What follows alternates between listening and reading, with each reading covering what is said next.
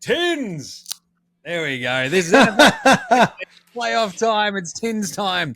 I'm your co-host, Jaymz Clements. I've got headphones falling out. It's absolute chaos. I'm a guy sweating like a priest near a preschool in the studio, holding my head high.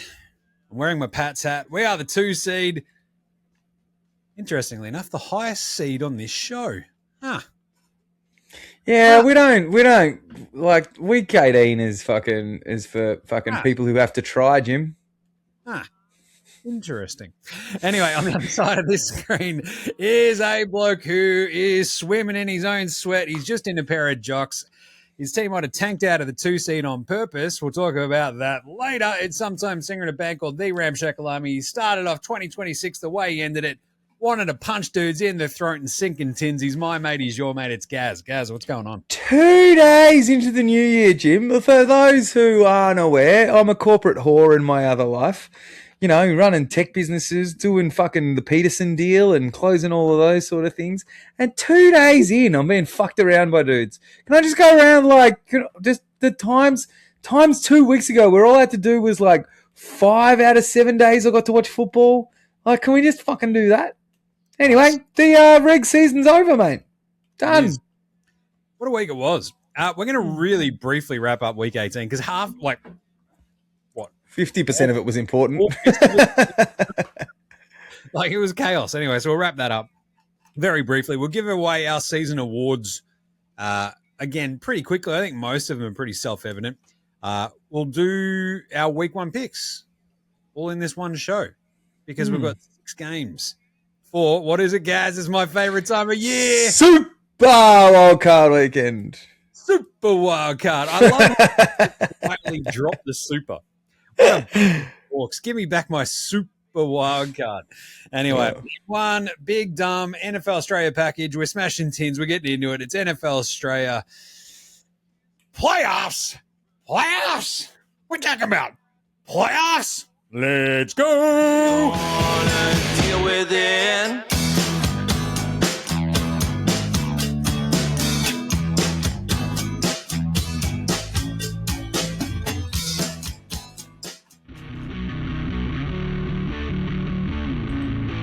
You're fired. You're fired. Piss off. You're fired. You, oh man, you're fired. You, over there, habitual loser and 2-time Coach of the Year award winner. You're fired. And also remember, you 2 guys who were fired earlier, you're double fired. That's right. I'm every GM and front office and owner in the NFL right now. It's bloody Monday, I'll tell you that much. And this is NFL Straya.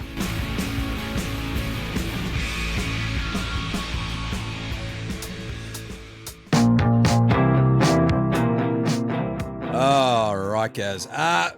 Those are the 2 biggest things this week, right? We have playoffs. They're all set, which is very fun. Or is it? I'll get to that in a second. And the other one is everybody getting shit canned. And I think, Raheem Morris became the first dude to get fired after a 4-game winning streak in a billion years, which is pretty fun. Crazy.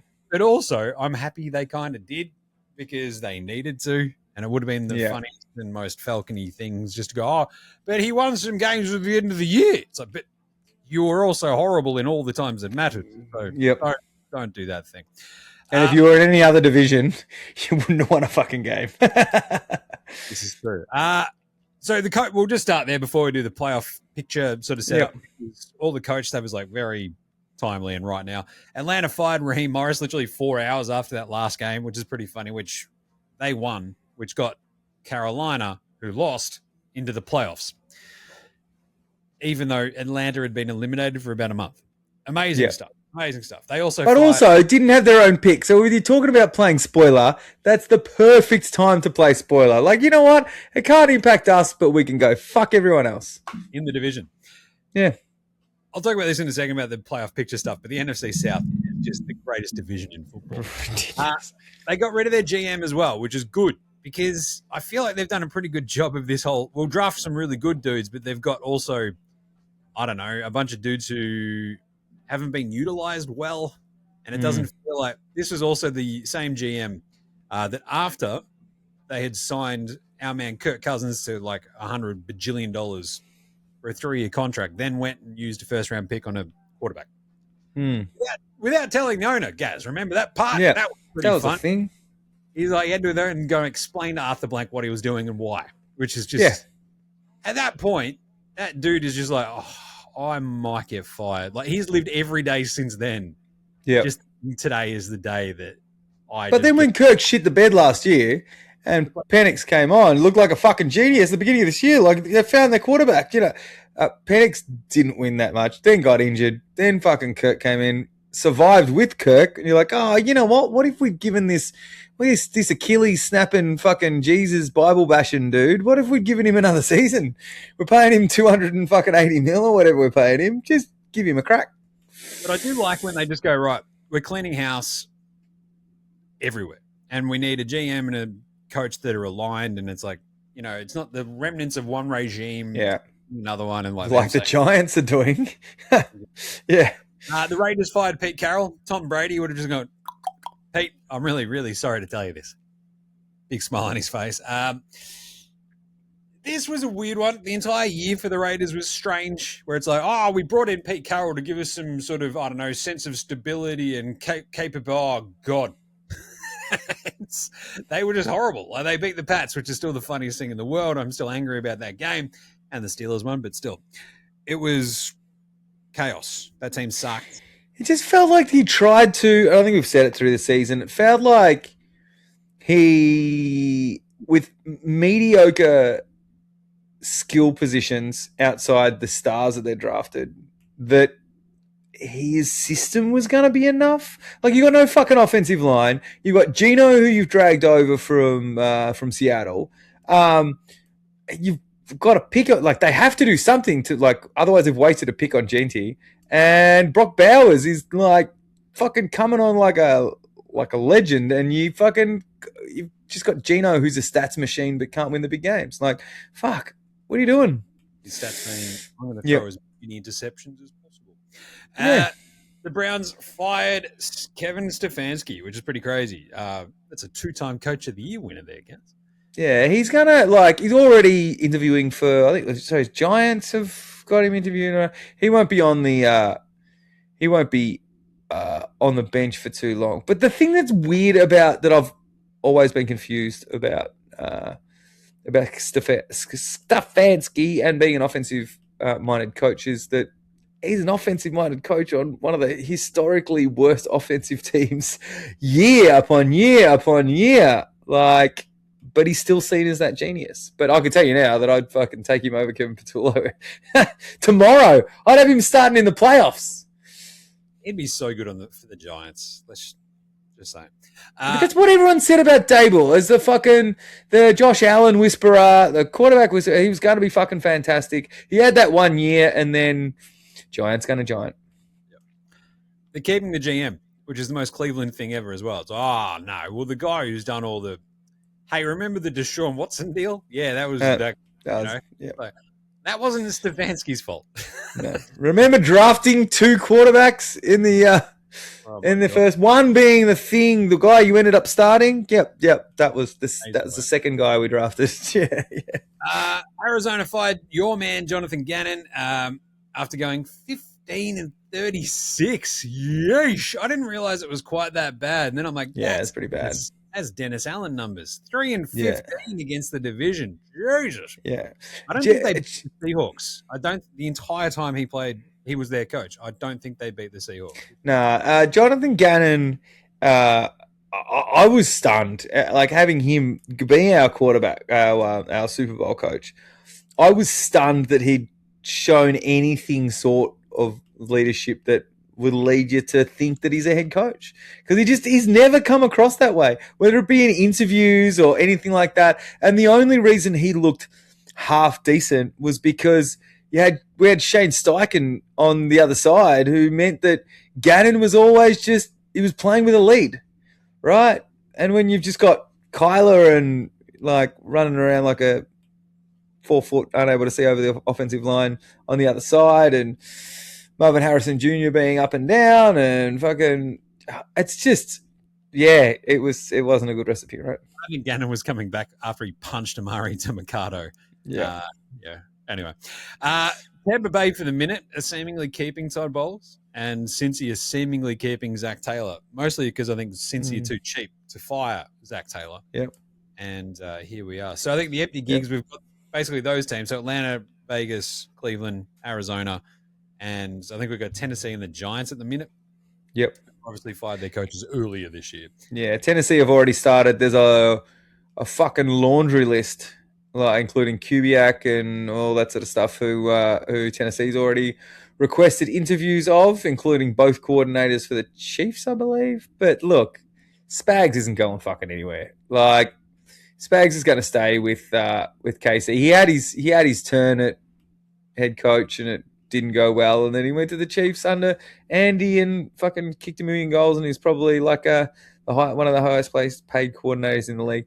The other one that came out, I think it was today or yesterday, was that the Giants are keeping showing like fucking they're keeping their GM who was all over social media about fucking letting Barkley go, who's ridden the waves, mate, of fucking all this bullshit and through some coaching fires. But crazy. Anyway, absolutely crazy. So what's the best spot there, do you reckon? Tennessee, Cam Ward got hurt right at the end of that game as well. You're like, Jesus, come on, man. Giants, Falcons, Raiders, Browns, Cardinals. I think it's Atlanta, isn't it? Look, on paper you'd think so. That defense has been okay. Actually kept them in some games that they shouldn't have probably been in. You've got the likes of London and a decent running game, like a 1-2 punch with even behind Bijan. Penix, like you assume that he's going to be come back okay. The Giants' coaching job is not fucking terrible. That's what right. You would take that on. Jackson Dart, Scatterbo, Neighbours, that defensive line, improve that secondary, and you've got the fucking making of a fucking aggressive team. I hate to say it, but yeah. Yeah, I think I might like the Giants a little bit more because at least Dart seems established and decent. Neighbours coming back. I don't know. If you've got less shit, I think, to fix, maybe. Mm-hmm. Falcons' defense every so often look really terrifying, but yeah, I don't know. Anyway, I'd rank it probably Giants, then Falcons, probably then the Browns, then Tennessee, Raiders. No, Arizona, then Raiders. So anyway. Right. But anyway, that's enough of that. Hey, playoffs. The playoffs are set, Gaz. The seedings are all Dunsky after all the games this week. There was like a little bit of shuffling here and there. Nothing wildly dramatic, but it all did come down to right at the end of the final game of the regular season in just insane Aaron Rodgers, Baltimore kicker fashion. But the AFC, right, basically, as it laid out, it's one, your Denver Broncos. Number two, my beloved New England Patriots. Bang. Well, bad, good size. What was it? 14 and 4 and 13 last year, 14 and 3 this year. It's pretty good. What, 3 and 14 against? No, what? How many actual winning teams did you play against? So does it matter if is it the defenses? Like, are we ranking defenses? Because not actually the worst and easiest strength of schedule. So yeah. Anyway, the Jags at 3, amazingly. Liam Cohen comes in there and just goes whack. Makes Trevor Lawrence look awesome. They've been absolutely unstoppable after the bye. Pittsburgh end up with a 4 seed after beating the Ravens. Fucking wild. Chaos. We'll talk about that in a second. Houston in 5. I don't mind that we missed them for the first week. Buffalo 6 after this was a bit of a super coach one that I was looking at all week. Josh Allen and his starting streak. He went in, took a snap, then pissed off. I think it might have been 2. It was like 3rd down. I saw him on the sideline, but and then in came Mitch. So that was, I traded him out for Caleb Williams with my final trade of the year. Buffalo in 6. That means that they don't have a home playoff game in their, beloved old-timey stadium unless they host the Chargers in the AFC title game. Don't really see that happening, but it could. Just saying. Yeah. NFC, we have Seattle. Awesome in that game against the Niners. Wild, yep. Just a fun season for them, really. Like, Darnold didn't quite pumpkin badly enough to really screw him. So, and the way that they beat that Niners team on Sunday. Oh, that defense was fucking awesome. Chicago, number 2. Love that. Ben Johnson turns them around.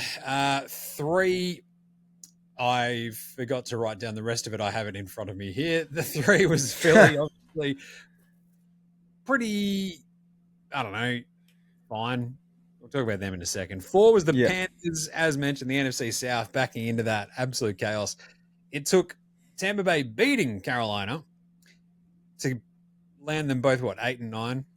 Yeah. And then Atlanta beating the New Orleans Saints, ensuring Carolina win the division, and all 3 of them finish on 8 and 9. And I do love that the Saints were involved in that, meaning that the NFC South all helped each other be fucking stupid as absolute dog shit. So fucking wild that Atlanta were knocked out 4 weeks ago and finished with an equal record with the top 2 above them in the division. It's fucking, that's insane. 5 was the Rams, which means they're going to play the Panthers, which is funny as. The Niners fall all the way to 6 after a couple of weird weeks. And then the Packers are in 7, a very dangerous 7. But how dangerous is it really when you got a QB coming back, concussion protocol, Micah Parsons out for the season? It's a bit of a weird one. Yep. So, should we just wrap up the games from the weekend, Gaz, that got us there, and fly through the rest, do some awards, and then talk about these playoff games? I reckon we should. All right. So, rewinding back to Sunday, our time. Panthers, Bucks, crazy game, 14-16. The boys had both the squids watching with me in the beach house. It's like, we go beach, Dad? I'm like, yeah, in a minute. Because this game was psycho. And old mate, she wanders down. She's like, are you going to take them to the beach? I'm like, I will after this game. It's like bucketing down rain there. It's absolutely nuts. Baker looked by turns incredible and horrible, and they win at 16-14, and Bryce Young is just off his head as well, just doing some dumb stuff, but also some good stuff. Ted McMillan, it felt rigged at about 4 different times in favor of the Bucks. They just got screwed. Yeah, in certain, Did not like. But, I mean, I've been yelling about this month and a half that Baker's just been cooked for basically since halfway through the season. He got injured at some point and just has not been the same. And they've just looked completely off the boil. To which point I think we need to instigate the Russell Wilson MVP each year, Gaz. The bloke who has like the first 6 weeks of the season just is, everyone's like, all right, you know who you got to talk about in terms of MVP. Russell Wilson has never gotten an MVP vote. It's like, yeah, there's good reason, because he's never put together a complete fucking season. Baker was the Russell Wilson MVP this year, I think, right? Like, start of the year, looked incredible, was absolutely carving it up, and then it all went to shit. Yeah, look, they lost, to be fair to them, they lost a bunch of dudes, and then by the time they were coming back, Baker was hobbled. So, it happens to all the teams. But yeah, look, Baker was back to his fucking maniac self in this game, though. Like, he was running around, scrambling, using his legs. I'm like, where the fuck are you going? What are you doing? Oh, you're finding Otten over the middle. Okay. Yep. No worries. Fucking Otten was the one who, like, Evans only ended up with 34 yards and Godwin only ended up with 8, but then Kate Otten ended up with 7 receptions. So that was pretty good. Yeah, but I think the one was was it Dowdle or Hubbard that got the backwards pass that they've blown dead? So it should have been a fumble, should have been able to, but they've kind of blown it dead and then kind of given it from there when he had open space in front of him, and it just fucked them. There's so many different times. Like, I think the offensive pass interference right at the end was like, that just negated like this massive Tet McMillan, as his mum wants to call him. Basically, it was like this huge pass, awesome stuff. Looks like the Panthers are then going to win it from there, and then offensive pass interference. It was bullshit. There was a couple of these moments. Anyway, it all sucked. They still made the playoffs. So, see you later, Tampa Bay. Todd Bowles. Can't do it again. What are we doing? Then the Seahawks beat the Niners 13-3. It was weird watching this game. Like, Darnold was fine. Seahawks were, like, pretty good. The Niners, Purdy sort of gets hurt late in the game as well. JSN, CMC, a bunch of other three-lettered acronym nicknames. And it just became like that proper Seahawks-Niners game. Like, that we all expected with 3 points in the entire second half. And you're like, woof, this was pretty rough. But Darnold didn't screw him. And the Seahawks defense, and if they can run the ball and if their defense is that good, they just look terrifying, right? Yeah. Look, it's just they kept McCaffrey. Like, that defense of the Seahawks. Like, you'd think something with the offensive games. Purdy was coming into this game with 10 touchdowns in the last 2 weeks, like 5 touchdowns a game. You're like, oh, this could be a fucking shootout. But it was so fucking enjoyable as the opposite of that expectation. Like, that Seahawks defense was just fucking wild. Like, that defensive line, just shutting down McCaffrey. Purdy was nearly their leading rusher, 2 yards behind McCaffrey. But that was kind of it for San Fran. Like, Purdy ended up with 127 yards, no touchdowns, and interception. Whereas everything just seemed to click for on the other side of the ball. Like, Darnold was finding Njigba kind of at will, and then when it wasn't him, it'd be like Kenny Walker and Charbonnet were just kind of taking it to them, right? And it didn't seem like that San Fran just could not stop the run, and that was it. They just drained the game away with the lead. It was like a weird sort of mix of, like, we know that the Niners defense has been so banged up all year that getting into a shootout, like, that's sort of almost like their vibe and their plan, as we saw against Chicago 2 weeks ago or whatever. And then the Niners went, that's cute. How about we just stop you dead and see if your offense can do anything? Oh, guess what? It can't. And we're just going to shove this ball down your throat and run at you. And that's pretty much what I said in one of the only tips I got right in a couple of weeks. One of my reasonings was that even though San Fran's offense had been kicking the shit out of people, their defense hadn't done much. And I just thought onto Seattle's offense could do enough, and their defense would be able to shut down that. So it'll be interesting to see what happens, next week with them going into Philly against our defense, whereas our offense is our problem. So yeah, it'll be interesting to see how that goes. I was about to say them's fighting words. The rest of the games, Patriots kicked the shit out of the Dolphins, therefore ensuring the 2 seed, 38-10. Henderson and Ramondre just went off their head. Drake May was very good again. Yeah. I wasn't really concerned about this game from the third play when we scored a touchdown. The squids are up and about. I'm just like, yeah, they're going to be fine. Don't worry about it. We got this one. And boom, it was all over pretty quickly. I mean, they scored in the second quarter, and then we just roughed them up in the second half and ran away with it. But anyway, what else we had? We had, Indy Houston, which is a pretty funny one. 38. What fucking order are you doing these games in, Jim? I'm trying to keep track of how you're doing it. It's a good question, I think. Written down, but they're all there. Oh, yes. Okay. So you're doing it you're doing it that. All right, cool. Patriots Dolphin was somehow on my list. We did this the other day, didn't we? I had the list all a bit shanky, but anyway. Yeah. So I think Indy Houston was the next one.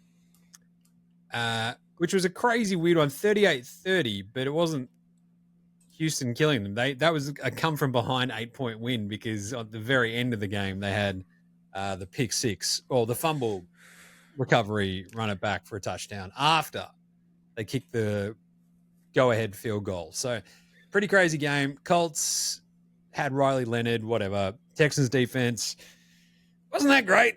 They were resting dudes though, so I think it's fine. That's it. I think that was the weird thing for me. Like, I was trying to, I was following games as I'm wandering around on Monday morning, and I'm like, oh, holy shit! Like, Indy and Leonard are taking it to Houston. I might just jump into this game and see what's going on. And then it's like, oh, as Davis Mills tries to lead. Oh, okay. All right, they're resting dudes. All right, cool. That makes sense. But anyway, like, good job by the Texans, I guess. Yeah. what else we had? We then had Dallas Giants 34-17. Giants kicked the crap out of them. Hilarious. Of course. Not number 9. Jackson Dart just out there crushing it. 230 yards, 2 touchdowns. But again, Dallas are just like, we don't really care about this. No one cares about this. Giants, they kind of cared about it a little bit in classic Giants fashion. So good. Yes, it was definitely weird because Jerry Jones came out this week saying, if we finish 8-8-1, that's a winning season. That's not how maths works, Jerry. Yeah. Anyway. But the fact that they've obviously rested a bunch of people, got a nice little draft pick, but not really gone in with any momentum, and that's another season that Cowboys fans are wooing. But on the opposite side, you're like, all right, New York's come out of this thinking we found our quarterback. When he comes back, found our running back. We fucking secured up our D-line. We've got our fucking wide receiver 1 as soon as he comes back. But then they beat the Raiders and the Cowboys to just fuck up draft picks. So, yeah, anyway. All good vibes and no good picks. But anyway. Browns 20, Bengals 18. Sure. Joe Burrow played. He just seems like he's like, I don't want to be here. What are we doing? Taste was good, but, I mean, the big one was Myles Garrett getting his record-setting 23rd for the year, which is pretty cool. They cheered him off on the sideline. They also later on cheered off Schmidt after he kicked the game-winning field goal. So, just real winners there in Cleveland. That's harsh, Jim. That's harsh. Good on him for celebrating the little wins, I guess. This was just the Bengals' massive favorites and just stinking it up. Yeah. Just crazy. That's why I was never putting any money on this round because who the fuck knows? Nope. Our picks from last week were just an absolute dog's breakfast. So, New Orleans, Atlanta, as I mentioned, 19-17. Falcons win it. Hilarious. Saints, the Shuck Boys represent. He was pretty good. 260 yards odd. He was throwing to nobody. They didn't even play Chris Olave, and they still never beat the Falcons. So, make of that what you will. But, I mean, yeah, the Falcons rested a bunch of dudes at times. Kirk Cousins was sick. He still played. Bijan only had the 15 carries, whatever, and yeah, it was a bit of a messy game, bit of a weird one. These two teams hate each other. Way to go, Falcons, though, to get the win and get Carolina into the playoffs. Very nice. Yeah. Green Bay, Minnesota. This was a weird one because Minnesota kicked the shit out of them, like absolute shit pumping, 16-3. Justin Jefferson's alive again. He had 101 yards.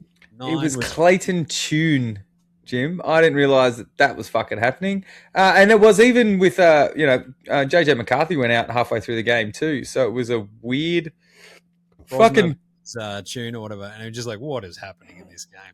Division rivalry game to end the season. If you'd picked this at the beginning of the year, it was going to be some dude called Clayton Tune versus some guy called Max Brosma. You'd be fucking who? XFL? What? Yeah. Tennessee Jags 7-41. Tennessee just Wow. Christian Ward late, whatever. Lawrence was great. Parker Washington did a bunch of stuff. He had like 80 something yards, had a big touchdown. Yeah. Whatever. They fucking killed him. Titans just packed her up at least a month and a half ago. Arizona versus the Rams. This was a weird one because Arizona were going to play spoiler there for a second, and then they lose 37-20. The verbal meme again, Gaz, leaning down with the controller. Oh, now I'm paying attention. Yep. Yeah, fair enough. The Rams, it was like they just kind of went, oh, right, we'll just keep force-feeding the MVP to Stafford as much as we can by making him throw it heaps. And Pook kept catching everything and being awesome. Yeah. So that helped. And, I mean, Puka also had, I think he had a touchdown sort of call back. He had an amazing catch, falling out of bounds, just a whole bunch of crazy shit. He ends up with what? Yeah, touchdown and 76 yards. But Stafford, 4 touchdowns. This is please give me the MVP game. Just saying. I don't think he gets it. 37-20, good job by the Rams. Didn't really matter. Then we had Chargers Denver. Chargers could not do a bloody thing because Trey Lance stinks. Mm-hmm. The Niners are the luckiest franchise in the NFL because of Brock Purdy. Because the Trey Lance pick, the trade to get to Trey Lance, would go down as the dumbest, biggest fuck up one of the biggest fuck ups in NFL history, easily. And they sort of skate through because Purdy's been incredible. So, stumbled across ass first in that one. Trey Lance started for the Chargers and he was shit out. Yep, like it was egregious. 3-19, they lose that. Denver, good job by you. Then we had Chiefs, Raiders. Sure. So who played quarterback in this one? If your main Dukin, Chris Dukin, I love him. But then it was like, I don't know, Aiden O'Connell, Kenny Pickett in there for the Raiders. It was just chaos. Shane, it was like, what was it? Shane Bushell? I don't know. Bushel or whatever the fuck it was. He was out there, and it was like weird watching this because they only cut to it on Red Zone to the point where Chris Hansen's like, we're actually going to show you some of Chiefs Raiders. And he's like, I haven't shown any of this yet. And it was him just getting absolutely obliterated, I think, for a safety. So good stuff. This game sucked 14-12. Raiders get the win on the field goal. Very funny gear. Because they still had I think at this point they knew that they had the number one pick locked up. So they could win it and it wasn't going to impact anything. So 60-yarder from Daniel Carlson, not bad. Washington, Philly, Gaz. What happened here? Not much, Jim. I'll be honest. It was like Tanner McKee came out, threw the ball out a little bit. They force-fed Smitty. Smitty played at the beginning of the game till he hit his 1,000 yards, and then was like, fucking, I'm off. So the Eagles ended up with AJ, Smitty, and Saquon all hitting their 1,000 yards. And then it was just kind of a bit nothing. Tank Bigsby was fucking cutting off like 4.7 yards. Just had a few big chunk runs. And then beginning of the fourth quarter, we're like, yeah, you know what? The guy who's running the ball successfully, we're just going to stop giving it to him. They didn't give Tank Bigsby the ball in the entire last quarter. We got beaten by Josh Johnson with none of our guys playing on defense or on offense. Terry McLaurin he's fine. He was like taking advantage of guys like Keely Ringo. Keely Ringo had a really embarrassing play where Josh Johnson, busted out to the side and he tried to follow a receiver and Johnson and turned his back on Johnson, who just kind of ambled into the end zone.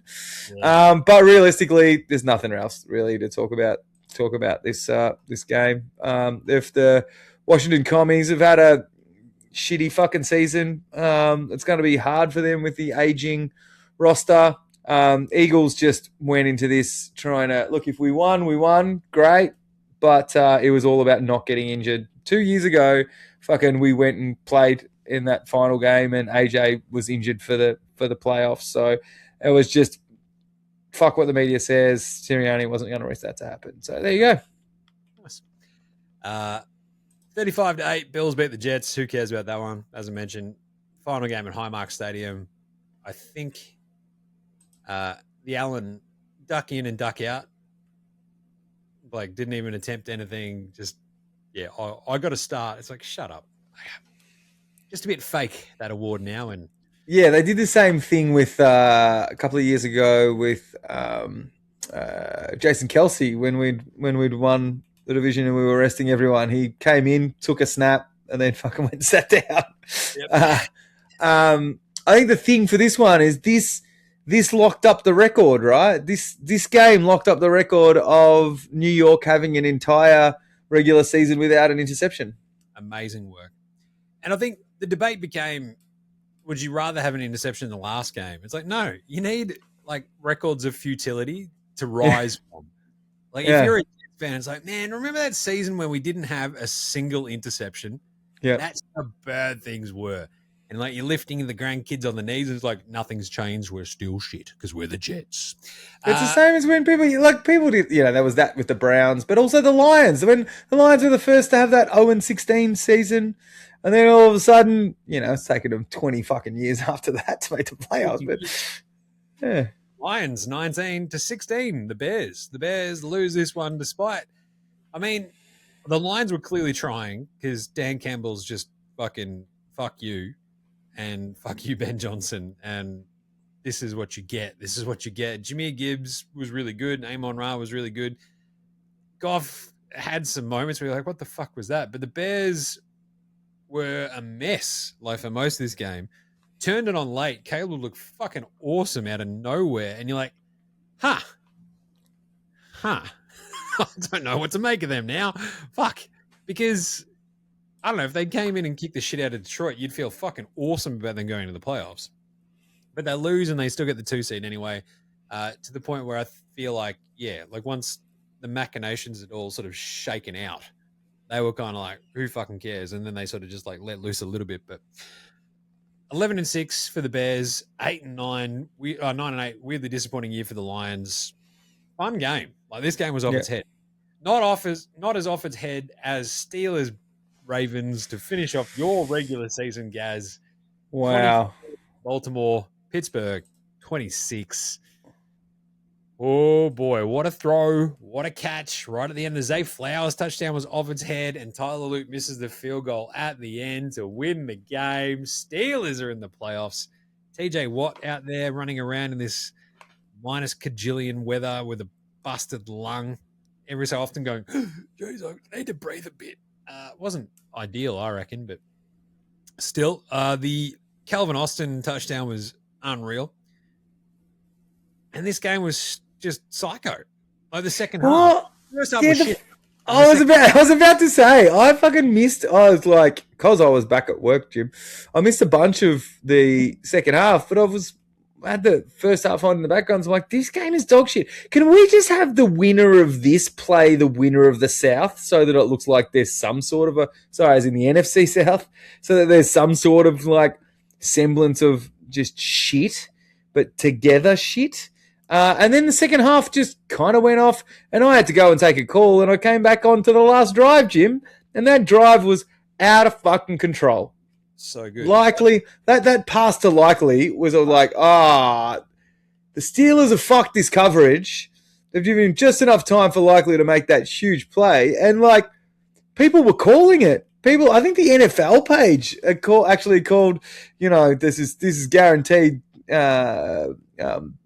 Baltimore into the playoffs. And Loop fucking cooked it.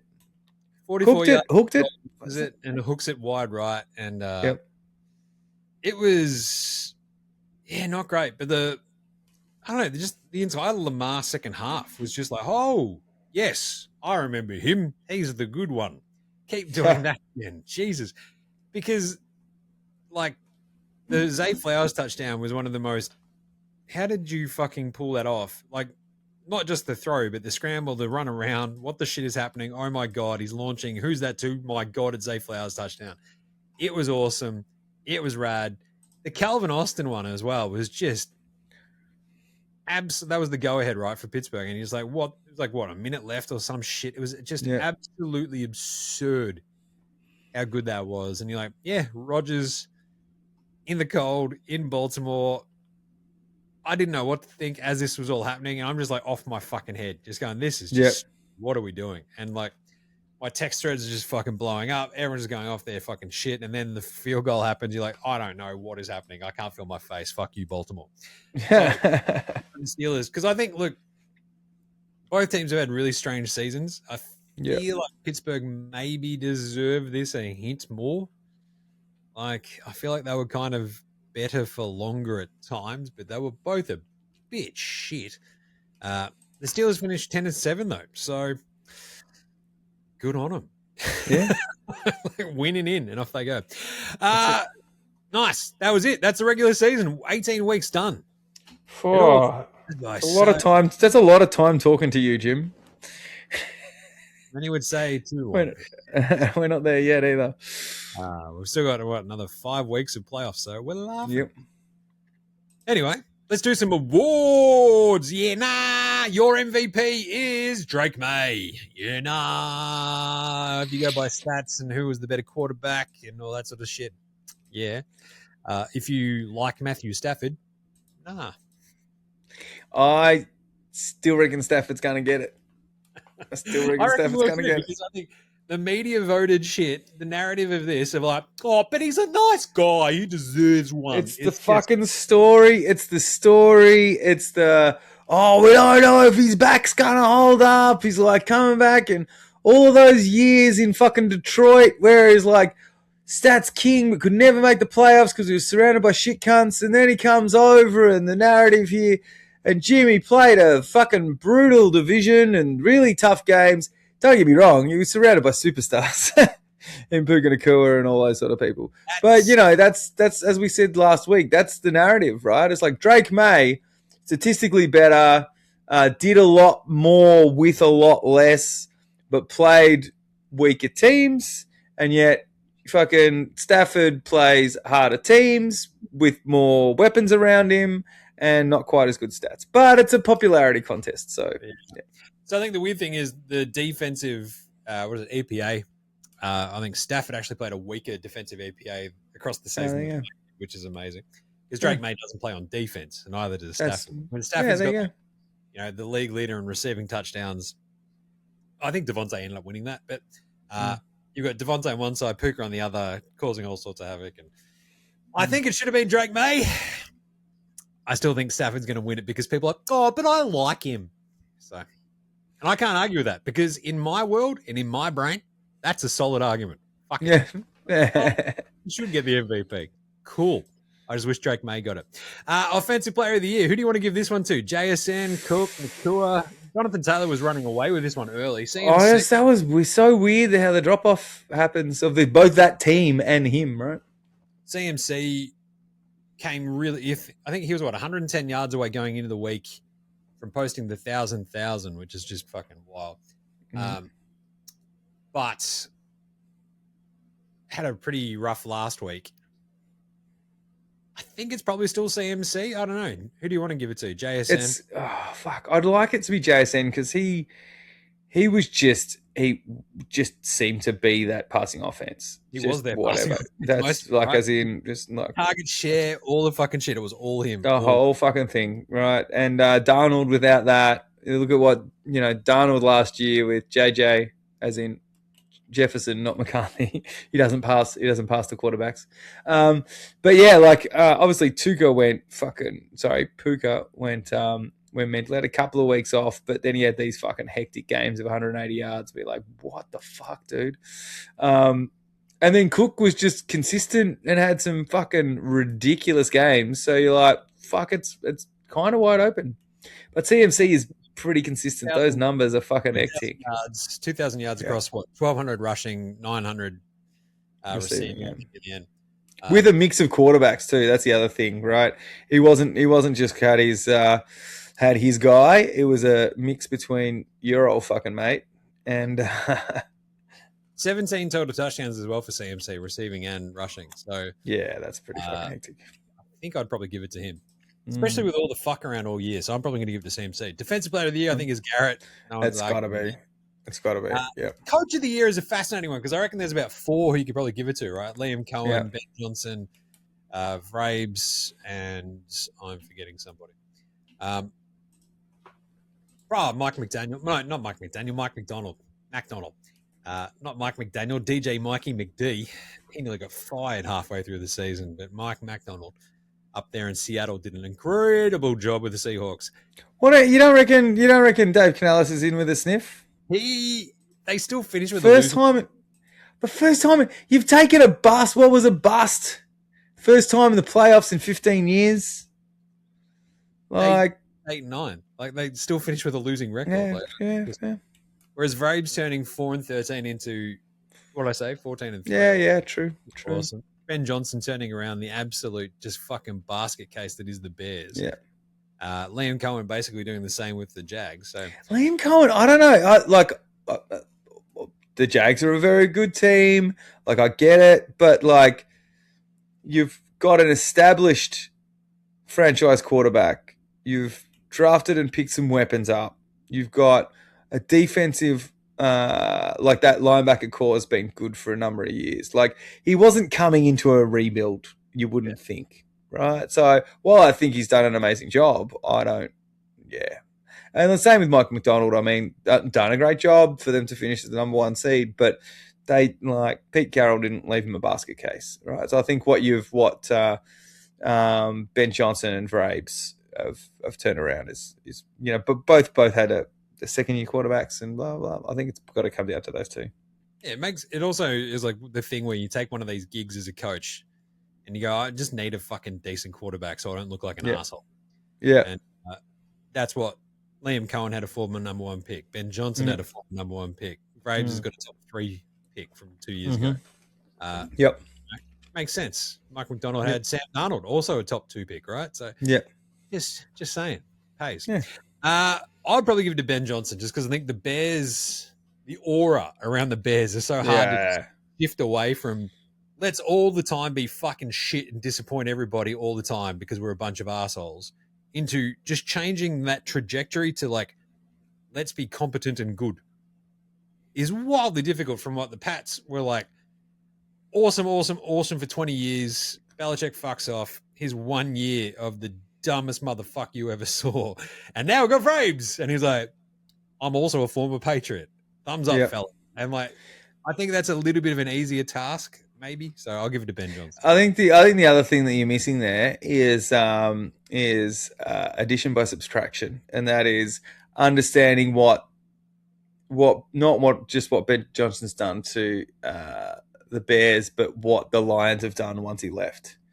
Right. So, the same weapons. So Bears still, some Brown able to put up 1 billion yards, and that running game, the creativity is just gone out of the Lions and is now at the Bears, where you're like, oh, what the fuck? What's Caleb going to do today? What's he doing right now? Even that play, the one that they lost last week, where you're like on that very last play when he's scrambling around going, oh, Ben Johnson's got some fucking wizardry cut. Like, he's got something fucking drawn up here. And as you said, the aura of him, like, coming into the rooms afterwards, like, shirtless, fucking come on! Like, that shit. Yeah. He's got, those cunts would run through walls for him. Yep. I like the Detroit side of that as well. It should actually factor in. It's like, look how shit they got. Yeah. That's what I mean. Addition by subtraction. What's good for him is, like, because of how shit they are. I'm just still angry. Like, I'm just thinking about Jared Mayo just annoys the shit out of me. The hat that I'm wearing right now as well, the Pats hat, I've gotten like 2 compliments on it while I've been down in Lawn on the beach, or at the Bottle, I think it was the other one, or the bartender actually at the pub. I would put money on the second one, because knowing you, Jim, you're spending more time at the Bottle than down the beach. So bit of time on the beach playing cricket with the squids. Throwing them out in the surf when they're not ready. It's full blown dad stuff. You love it. It was rock. And, like, I remember buying it because they cut to, like, Jared Mayo and his big dumb face last year on the side, and he was wearing this hat. I'm like, that hat fucking rules. And they're like, these are the special edition hats for this week. I'm like, that fucking hat rocks. I'm going to get one. And turns out I was able to get one. So, nice. Thanks, Jared Mayo. Offensive Rookie of the Year. I'm going to give this to the Shuck boys. The fuck boys out there. Tyler Shuck, he started only half the season, but the Saints were wildly competent in that time. They fucking sucked under Spencer Rattler. And the other dudes who were right there with him, like Tet McMillan, T-Mac, Mekreg Buka, they sort of was fucking... Boy! Osh, he's going off his head. But Egg Buka just completely dropped off a cliff. He was incredible to start off the season. T-Mac would be good one week, disappear the next, that sort of shit. And the running backs were all just a little bit all over the shop as well, right? Like, Genty had a couple of amazing games, but then also was basically getting hit behind the line of scrimmage every time he touched the ball. Amari and Hampton got injured. He was pretty good when it was actually, going. But, yeah, so I'm probably going to give it to Shuck because I think he was the best. He would have been fucking... you feel like he almost would have run away with it if he'd come in earlier in the season, right? But that's it. Like, I mean, Tet McMillan was great. Igbuka, he started out red hot, right? And then I think he just suffered from all of that, the Baker shit, as you mentioned. Yeah, but yeah, I had money on the fucking Campbell Jeanty offensive defensive rookie of the year, and then for the Eagles, like we benched once Nakobe Dean came back, like he got kind of relegated a little bit, and yeah. Anyway, which brings you to your defensive player of the year. It's Carson Schwessinga in a landslide again, because I think everyone else got hurt. Yeah. Like, or G like got benched at times. It was just felt like a lot of the defensive rookies sort of had those moments this year where they were sort of like in rotation and stuck behind other people or injured, or Abdul Carter was the same sort of thing with the Giants, sort of in the rotation here and there. He'd have these incredible games and then sort of disappear again. So and then sleep through a meeting and get benched. Be watching porn in the back. Protector of the year, which is my favorite, dumbest, stupidest award of the year, because I don't know or care. I watch a lot of football, Gaz. Don't know if you've heard about that. I only notice shit guard play. Yeah. Like, I don't sit there on every snap go, fuck, oh, did you see that protection? That was awesome. I don't I just care quite that amount. Like, I will watch the Pats games and go, oh, I missed the coverage. What are you fucking doing? But more, it's usually the blown coverages that fucking kill me, right? Like, I'm not. Yeah. The consistency of this guy on the left tuck and tackle, the left side, unreal. Like, it's not. I think that's the weird thing for me. I was always the same. I'd only know my own offensive line. I don't fucking know anyone else. Right? It's probably going to be Trent Williams, to be fair, for the 49ers as protector of the year. Sorry? He missed a few games though, didn't he? Yeah, he did. But still, like, fucking top of his game. But until, for me, it was when we started to have a really creative run game and Jason Kelce was at his peak. And like, this little fucking dude who was drafted, and he would just pull as a center, and all of a sudden you're saying, hey, who's this fat guy running down the sidelines? You know, ahead of the running back. I'm like, that's when I started to appreciate offensive line play. But apart from that, in pass protection, you're like, fucking big deal. Look, I appreciate the good stuff. Yeah. I don't really notice the bad stuff. Yeah, fair. Because I'm sort of also concentrating on like 87 different fucking things at once. Yeah, true. But Dumbest Idiot of the Year award, not an official NFL award, but it's going to go to AJ Mitchell and Emaro Demercado for the dropping the ball at the line, the dropping and fumbling balls as they cross the touchdown, the end zone line. So just, yeah, it's pretty bad. Good bloke of the week for week 18. Who are we going to buy a beer? Now, I did have a bunch of things lined up for this because this was the week of either milestones or of Guys. A lot of incentives that were floating around. And if you tried to gamble on a bunch of those incentives, you would have done your nut. And because you got fucked. I thought the absolute lock of all locks was probably the Darnold one, where he had to have 3 touchdowns and like X amount of yards, and it did not happen.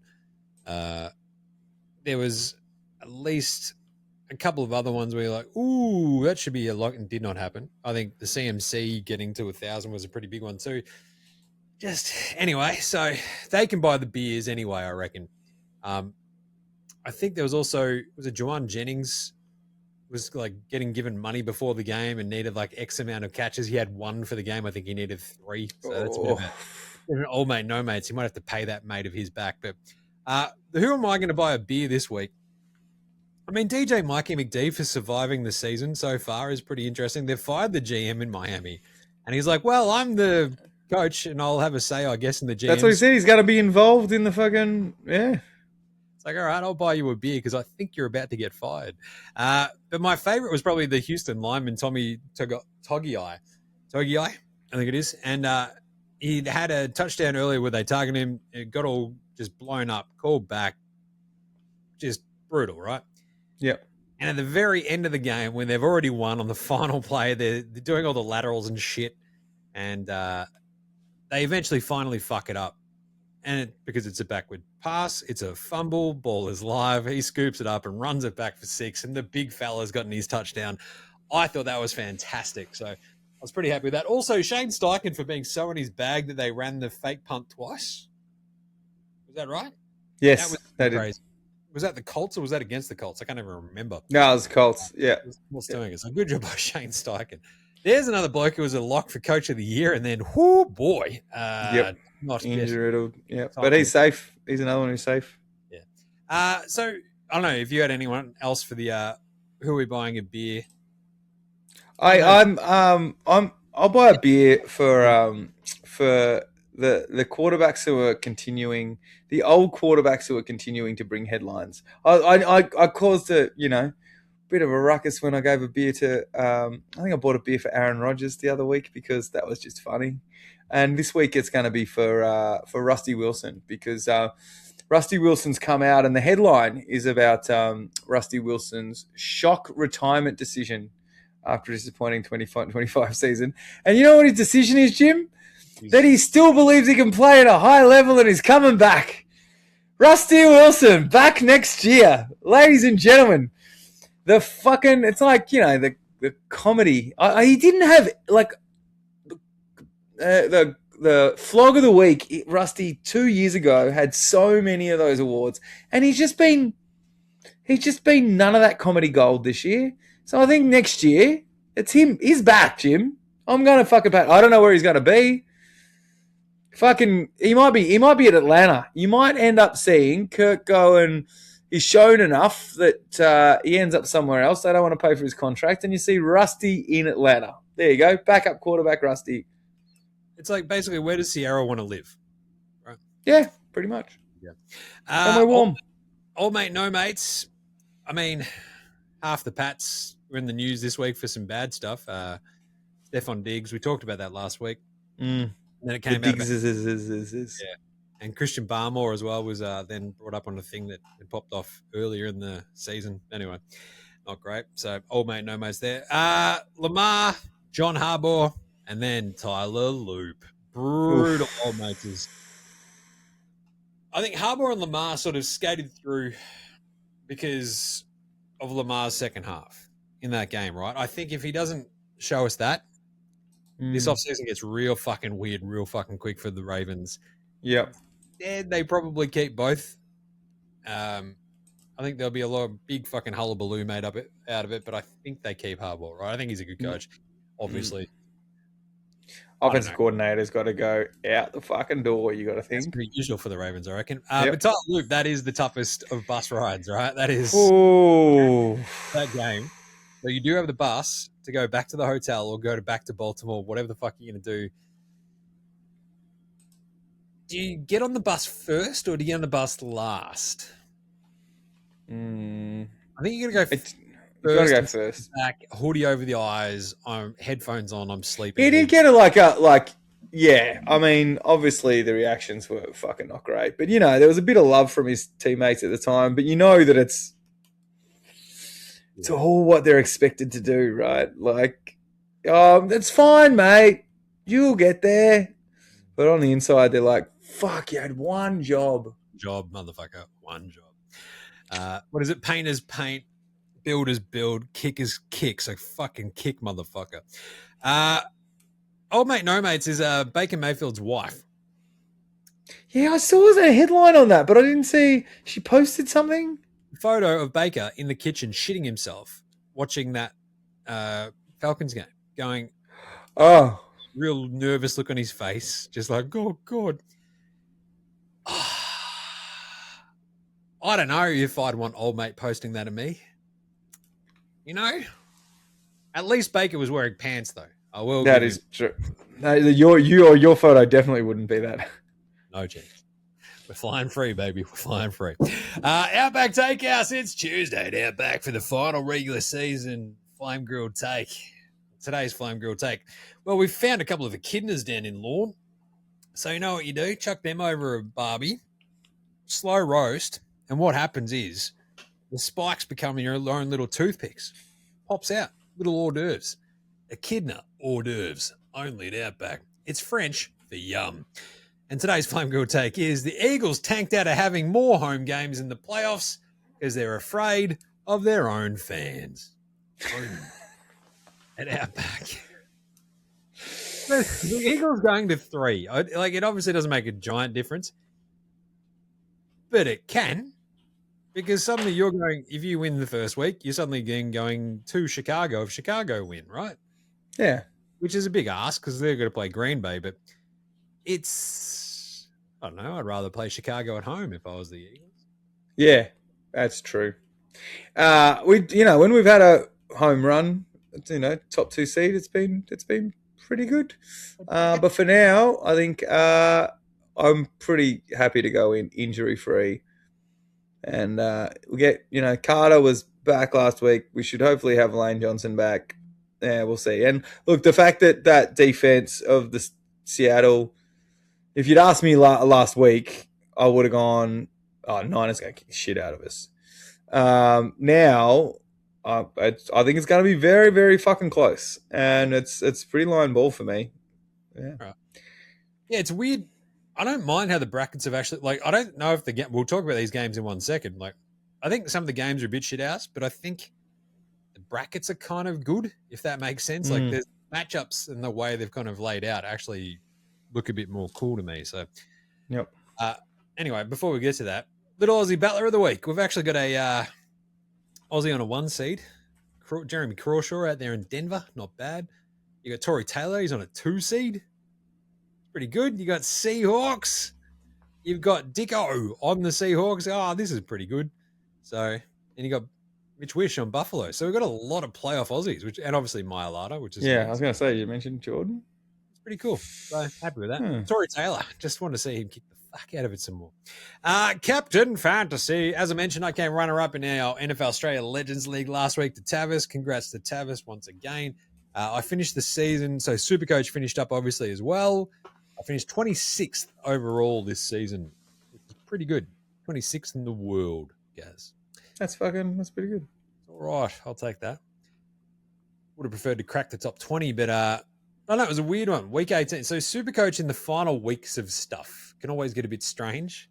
And when you just starters not being named and all that sort of shit. Like, luckily I had 1 trade left, so I could dodge the Josh Allen bullet. And Caleb was pretty good, but it wasn't quite lights out. Same with Drake May, because they were kind of like half not playing, kind of half playing, and it was just a bit fucking like Jonathan Taylor played a little bit. Gibbs played a bunch, was here and there. CMC wasn't quite there. The receivers sort of seemed to be fine too. But anyway, a bit of a mess, but still 26 overall. You'll take it. Yeah. Anyway, I reckon we'll just do our week 1 playoff picks now, because I'm going to be back down the beach. So let's do it. Let's just bloody well do it. Week 1 of the NFL playoffs. Playoffs? 2026. What a world. And they're brought to you by Dabble. So you can go find all of our picks if you just hit the link in our show description or in our socials bios. Boom, all the picks go. I think they're my picks because I put them in. Yep. I am leading Gaz still by 6 after last week. So he doesn't have, what's that? How many games we got left? We'll have 6, 4, 2, and 1. So we've got 13 games remaining in the season. It can be done. But as I said, these playoff brackets are pretty crazy. So the 1 seeds obviously get the bye. So quickly the brackets, guys. So in the AFC, Broncos will play the winner of Steelers-Texans. I kind of like that. Because you could have either a Steelers-Broncos matchup, which would be just a fucking delight when it comes to jerseys. All-time jersey matchup. Otherwise, it could be Denver versus fucking Houston. And it could be a defensive size standoff. Log, that's unreal, right? Yeah. So I kind of like that. The other one's Jags, Bills, Patriots, Chargers. And I kind of like almost all the sort of splits of this, because if, like, I don't know, the Jags beat the Bills and the Chargers beat the Pats, like, it's funny to have the Jags versus the Chargers in the second round. Bills, Pats would be funny as well because they're division foes. Jags, Pats, going back to, like, what, 2016 or whatever the fuck it was, when I think it was the Atlanta Super Bowl. Yeah. We beat them in the AFC title game. Bortles couldn't quite get it done. That's right. But anyway, so I really like that AFC matchup tree. And in the NFC, with the Seahawks in the 1 seed, they play winner of Panthers Rams. If the Rams beat Carolina, that's a really fun matchup as well. It's an NFC West matchup, obviously. But even if the Panthers get by the Rams, like Seahawks Panthers, that's a teal greeny just fucking chaos combination of the jerseys. I'm here for that too. And the other side is absolutely awesome. Like Eagles Niners. What's that? An NFC title game from 4 years? Yeah. Then you got Bears Packers, a storied rivalry which involves very few playoff games that fucking anyone cares about, which is crazy. This banged up Packers game, Packers team, but yeah, what Bears Eagles would be a really fun 2-3. Niners Packers. I remember the playoff for the that was the Bears Eagles was the double doink, right? So that was the playoff game from years ago. Does the NFL reseed though? So does the 1 seed play the lowest remaining seed out of everything?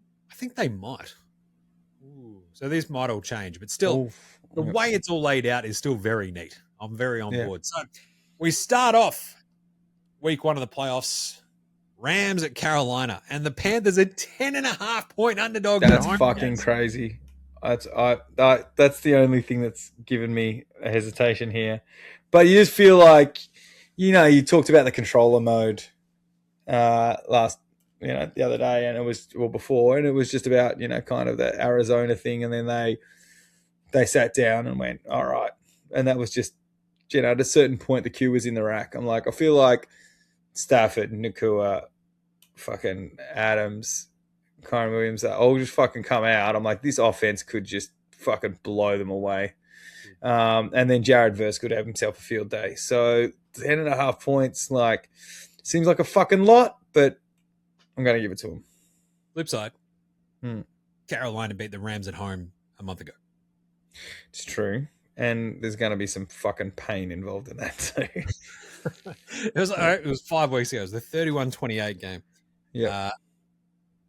I am very here for this Panthers team. I don't think they win. I think they cover the 10.5. Yep. It's just too many at home. Yeah. Chicago, Green Bay. So these are the 2 Sunday games, our time, which is fun.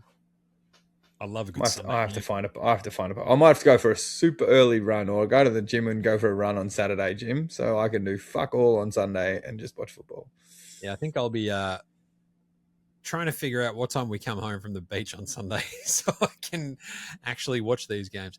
But yeah, so I think the timing out, so Eastern time, I think 8:30 is the Carolina Rams game, and then noon is Packers Bears. So Chicago were 1.5-point favorites. Green Bay look like they're 1.5-point favorites now. I'll check all this. What's changed?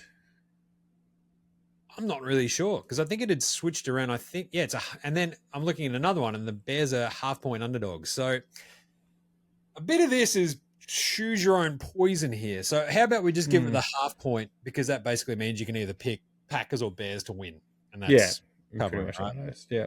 I think Chicago is a bit healthier and a little bit more complete. Yeah. I think at home, I think the Bears can win. Be more form. You're really hoping that they can come into the Packers can come into form on the fly. All right, they're coming in beaten up.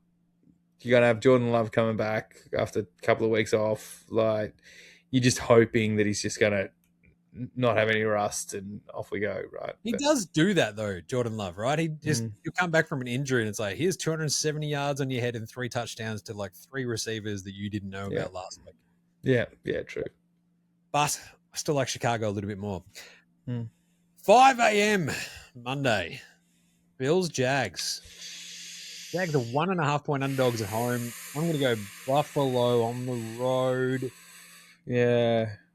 The Jags have been that good that I don't want to take Buffalo, but I think pedigree matters a little bit in the playoffs. Top to bottom on paper, Jacksonville are a more complete team, kind of at every kind of level. But this is Josh Allen.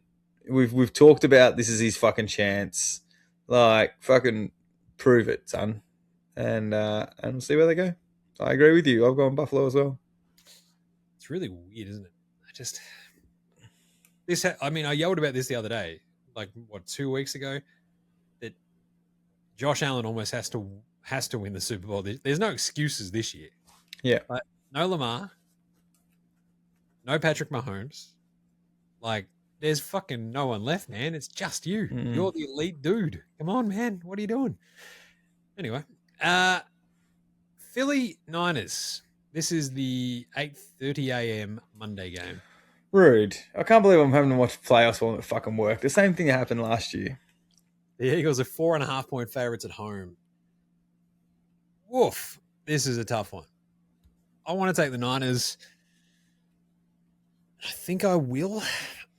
I have taken the Niners, Jim. I'll spoil it. I have taken the Niners because I think, look, with our defense, it'll go a long way to keeping them under control, as Seattle did.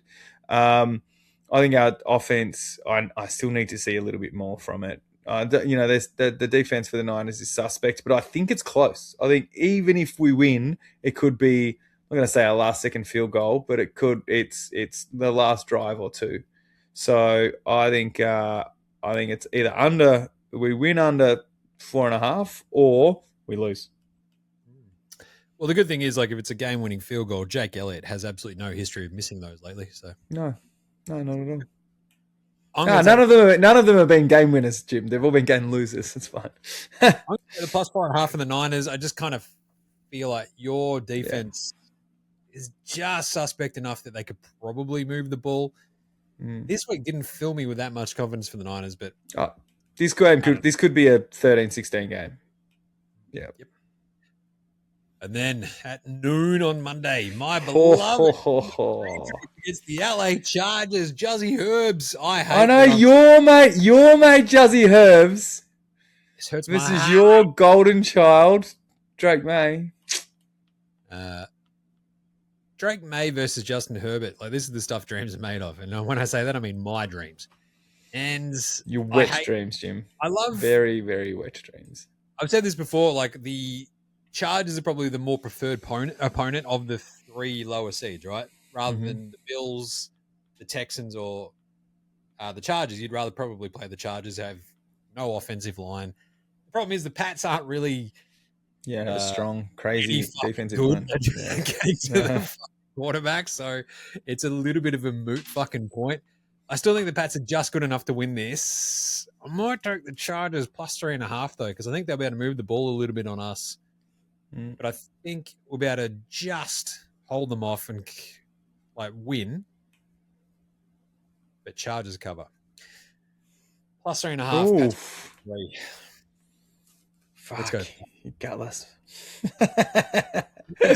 Also, I am fucking also shit scared of Juzzy Herbs, and I've seen, we've watched all year times where a Chargers half decent passing defense, when it does sort of crop up, the Falcons just fucking put the clamps on the Pats. I don't know if you remember that game from about 6, 7, 8 weeks ago.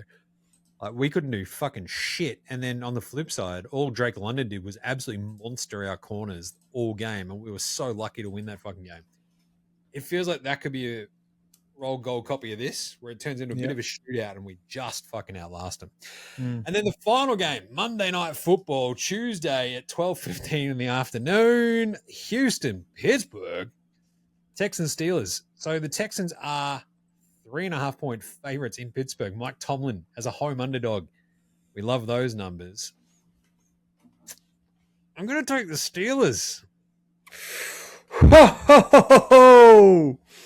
To cover. I think the Texans offense just is a bit shit. Right? Yeah, I don't think you're wrong. And I feel like the Steelers defense might be just good enough to keep them at least honest. Houston have just got this history all season of pulling out bullshit wins from their ass. I feel like this might be just another one. Okay. So, and you're going to go Houston. I think Houston. I think this defense shuts down what is a offense, and they're just able to do enough. So Texans beat the Raiders 23-21, Chargers 20-16. The Chiefs 20-10 game was pretty good. That was the basically the end of the Chiefs season. 2016 over the Colts, 23-19 to the Bills. So they keep winning most of these games by 4. So the fact that this line is 3.5 is a real kick in the dick. Oh man, that's like there's like 5 games there that are like 4 fucking points. There's another ones that there's 15-18 against the Broncos, 16-13 against the Titans, but I don't know. I'm going to go the Steelers at home. I'll take the Mike Tomlin special one last time. Underdog at home, cover, maybe still lose, but I don't know. That's a fun week 1 of the playoffs, guys. There you go. There you go. Excited? Yeah, I am. I got a lot to do between now and then, Jim. But this weekend, it's football. I just wish there was more. There's one more game on if we could get games on Saturday. I don't know. Like that'd be pretty bloody good. But yeah, no. Here we are. Yeah. All right, there you go. Week 1 kicking off Sunday 8:30. Oh, I can't wait. It's just going to be all over Red Rover. Anyway, but that's it for us. Oh yeah, episode. I think it's 157. We've lost count now, but it should be right. We'll be all over the socials as well if you want to jump on, have a look. I think I'll do the playoff power rankings at some point this week just into my phone. That'll be fun. People will probably not get upset about it. So in the meantime, follow us on Facey, Twitter, IG, YouTube, TikTok, all the good stuff. Bang us a rating and review on your iTunes, your Apple Podcasts, all that sort of stuff, all your podcast apps. Jump in the comments, send us in, nahs that you want answered, all that sort of gear. I mean, we've got nothing better to do. Literally, I'm on holidays. Gaz is just like working, but whatever. Yeah. Like a real job and shit, Jim. I like that. Rate, review, star, subscribe, all that stuff. Big thanks to House Hats for the intro and outro song. They rule. Get around. Jim does Supercoach. NFL Supercoach finished 26th for the season. Still going hard with NBA Supercoach, which is infinitely more time pressured. You've got basically Monday night to change your team, and that's it. It's fucking brutal. Oh. Anyway, NBA Straya will be back next week as well, which will be good. Not wildly tiring, but anyway, should be apples. It's going to be fun. Actually, the trade season is going to get absolutely off its head. Trey Young wants out of Atlanta. He's going to end up in Washington or something, so that'll be fun. Gaz, what do you want to plug?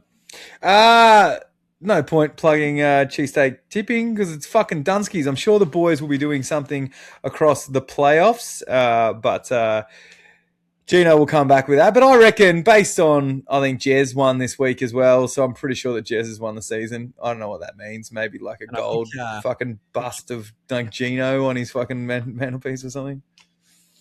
Second for me. Yeah. But did Jez go 16 of 16? Jesus. He did. I've got to remember to put my tips in. Fucking, that's going to help me next year. I promote the shit out of it on this show, and then I forgot to do it my fucking self. But we will be down at the Catfish for a playoff game at some point, I reckon. We're going to we'll tag that up, and then obviously our Super Bowl party. Yeah.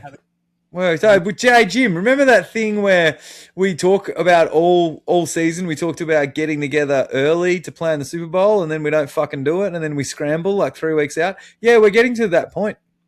We're 5 weeks out. We've got another 2 weeks. Oh, there you go. We've got plenty of time. What are we fucking talking about? Sorry, Jim, but we always do it when you come back from your holidays.